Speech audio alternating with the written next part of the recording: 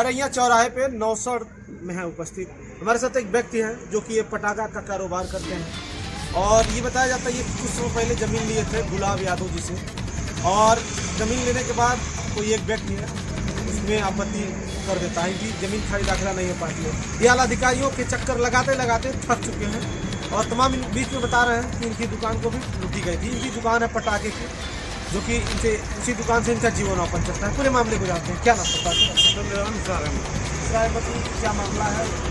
Sir ये ज़मीन हमने 20 मार्च 18 को रजिस्ट्री कराया था। हम मेरे पटाखे के साथ काफ़ी दिन से है और मैं यहाँ कारोबार करता चला गया। कब से आप कारोबार कर रहे हैं? सर कारोबार 2005 में कर 2005 इसी मकान में कर? जी सर, मैं यही कर रहा हूँ। पहले ये मकान आप किराए पे लिए? जी सर। तो सर ये हमने लिया था, तो ये हम जब भाई दाखिल कराने के गए तो ये सूरसूर के लड़के हैं, जिनई हैं। इन्होंने केवल 4 भाई हैं, लेकिन यही एक सूरसूर का लड़का जिनई ने ही आपत्ति मुझसे भाई दाखिल पे लगाया और एक आदमी प्रेम ऐसी थी उन्होंने लगाया, तो वो हमको जानकारी थी। लेकिन बाद में हम मुकदमा सर लड़े सीओ के लिए आदेश से सर 7 जितनी ज़मीन थी उसका नंबर 483 था, जिसमें 1/2 1/4 के हिस्सेदार थे। तो 1/4 के जो है वो गुलाब थे और 1/4 के सुल्तान, दोनों भाई थे और चाचा थे 1/2। आपने गुलाब यादव से लिया? हमने गुलाब मुस्लिम है सर, वो जी घोसी है सर, गुलाब घोसी है, उनसे हमने लिया था। तो काफ़ी दिन से मेरा चल रहा, लेकिन जो आदमी ब्रोकर है मैंने उसको भी पार्टी बनाया था।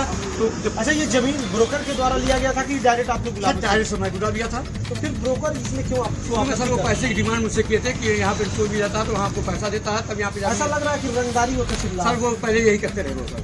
आप भी उनका रिकॉर्ड देख लीजिए, तमाम मुकदमे हैं सर। वो घूम अपने ब्रोकर काम करते हैं। अभी देखिए 1 फरवरी को मेरी दुकान को रजिस्ट्री कराया सर। ये देखिए लिखा बहुत ज़्यादा पटाखे की दुकान, ये GST नंबर है, मैं रजिस्ट्री GST में देता हूँ इसको ब्रेक करके। और ये देखिए ये जो बैनर आपने लगाया इस बैनर को एडिट कर दिया? जी सर, एडिट करके इसको रजिस्ट्री में लगा के इसकी रजिस्ट्री कराई गई है।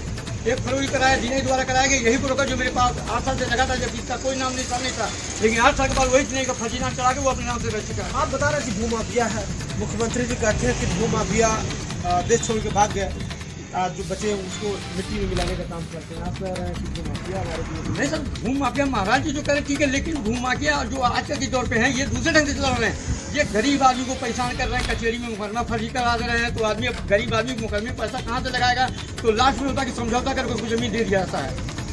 इनको उनको दबाव डालना वही काम ही है सर, उनका यही काम है। आप इनके बारे में जानकारी कर लें, पूरे गाँव में जानकारी कहीं, पूरे तहसील में जानकारी नहीं, पूरे एक वकील इनको जानते हैं। अच्छा, बड़ी खूबी बात है ये सब जितने वकील तहसील के अंदर हैं, अच्छे लायर हैं। ये मेरे मामले में 8-10 वकील को रखा आपने, और मैंने सिंगल मामले में 10 वकील को सही उन्होंने रखा। जितने भी अच्छे वकील हैं सबको इसने रखा, क्योंकि आज की डेट में ये संपत्ति हमने 10 लाख की खरीदा था, आज की संपत्ति 50 लाख की जमीन है। इसलिए उसकी नीयत जगमगा ब्रोकर की ये इनको परेशान करेंगे, 2-4-10 लाख 20 लाख रुपये हमको देंगे तो समझौता होगा। लेकिन सर मैं समझौता करने वाला, मैं हक और ईमानदारी को मैं लड़ रहा हूँ। आप जिस समय रजिस्ट्रार साहब के यहाँ आपने ये रजिस्ट्री कराया होगा जी, और फिर ये दोबारा रजिस्ट्री करा, क्या रजिस्ट्रार साहब उस समय नहीं ध्यान दिए कि जब मैं एक ही जमीन 2 आदमी के नाम कर रहा हूँ? सर ये फर्जी ढंग से रजिस्ट्री कराए ना, उस रजिस्ट्री में ये लिखा जाता है कि ये जमीन विवादित नहीं है, इस पर कोई मुकदमा नहीं है, इस पर कोई लोन नहीं है। इसके बाद दोबारा रजिस्ट्री खाई ताकि कैसे हो जाता सर, जबकि इस पर ऑलरेडी पहले मुकदमा है।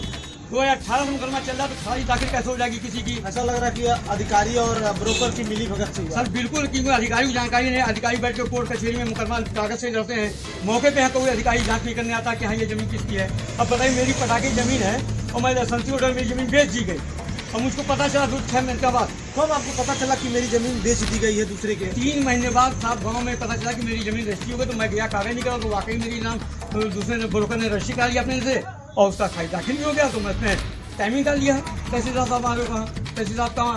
और उसके बाद सर ये देखिए यही हाल है और गरीब आदमी ऐसे परेशान है। अब बताइए मैं मुकदमा देखूँ, अपनी बीवी बच्चों को रखूँ, देखूँ क्या करूँ, मेरे समझ में आ रहा। ये धूप के मौसम में पैसा मेहनत से आदमी कमाता है, अभी लोग का हराम का पैसा एक जमीन में 10-20 लगाया था, फर्जी ढंग से खर्चा करते हैं कचहरियों में। ये जो रजिस्ट्रार साहब बैठते हैं, तहसीलदार साहब बैठते हैं, कम से कम उनको भी तो देखना चाहिए इसी, जो एक जमीन 2-2 लोग के नाम पे रजिस्ट्री हो रही है और जो ये फर्जी तरह से लोग रजिस्ट्री करा रहे हैं। कम से कम आला अधिकारियों को एक बार जांच करनी चाहिए, जिसकी ज़मीन है उसको एक बार जांच करनी चाहिए कि क्या सच्चाई है क्या गलत है, जांच करके रिपोर्ट लगाना चाहिए। हमारे साथ बने रहें।